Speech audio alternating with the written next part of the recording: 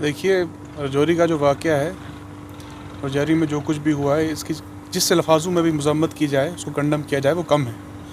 और हम ये समझते हैं कि हमारी जनरेशन की, हमारे लोगों की त्रासदी है कि हमें इस एरा में भी ये सब चीज़ें देखने को मिल रही हैं। और हम लोग वो तस्वीरें देखकर, विजुअल्स देखकर हज़ार बारी हमारा जो है वो दिल टूटा है। आखिर वो कौन सा इंसान होगा जिसका दिल टूटा नहीं होगा हज़ार टुकड़ों में, 2 बच्चों की लाशें देखकर, वो तस्वीरें देखकर।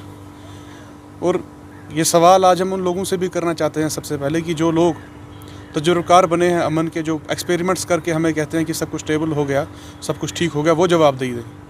आखिर एक जो कॉमन मैन है वो टैक्स पे करता है, वो इस सेंस से करता है कि अब हमारी सिक्योरिटी का, सेफ्टी का, स्टेबिलिटी का जो है सारा जो ज़िम्मेवार है वो एक स्टेट है, तो वो भी जवाब दे कि आखिर ये सब क्या हो रहा है। और सबसे बड़ा आज एक जो सवाल हम सब अपने लोगों से करते हैं कि एक चीज़ हम समझें, हमें गलत को गलत और सही को सही जो है वो कहना चाहिए। ये सोच कर नहीं कहना चाहिए कि हम आज किसी के लिए बात कर रहे हैं तो कल वो हमारे लिए करेगा नहीं करेगा, या फिर हमें ये सोच कर नहीं ये चीज़ कहनी चाहिए कि अगर हम किसी के लिए करते हैं तो हम गुड पॉइंट्स कलेक्ट कर रहे हैं। गलत को गलत कहना हर एक का फ़र्ज़ है।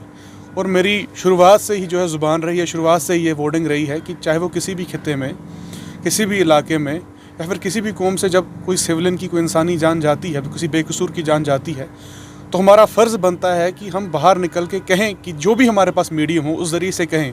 अगर हमारे पास एक पेन है और एक पेपर है, हम उस पेन और पेपर पे लिख कर कहें। अगर हमारे पीछे 10 लोग हैं तो उन 10 लोगों को साथ ले जाकर सड़क पर जाकर कहें।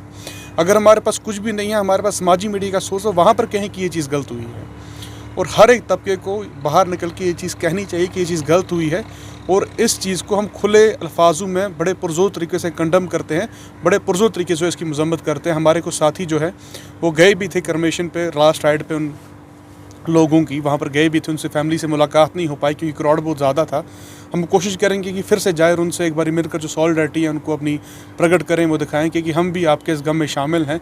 और ये हमारी जनरेशन की त्रासदी है, हमारा ये एक बैड लक है कि हमें एक बड़े लंबे अरसे से ऐसी चीज़ें जो है विटनेस करनी पड़ रही हैं, और इसका कोई फाइनल जो सोल्यूशन है, कोई पीसफुल सोल्यूशन जो है वो नहीं निकल रहा।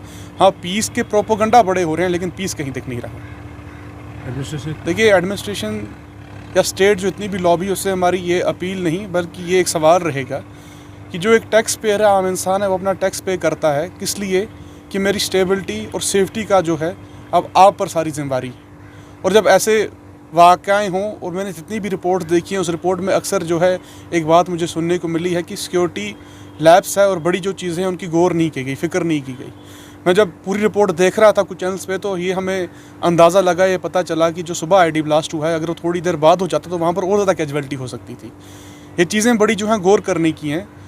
हमारे पास कोई एडमिनिस्ट्रेशन पावर नहीं है, ना हमारे पास डंडा है, ना हमारे पास कोई अथॉरिटी है कि हम किसी को पूछ सकें, पकड़ सकें, बता सकें या कह सकें।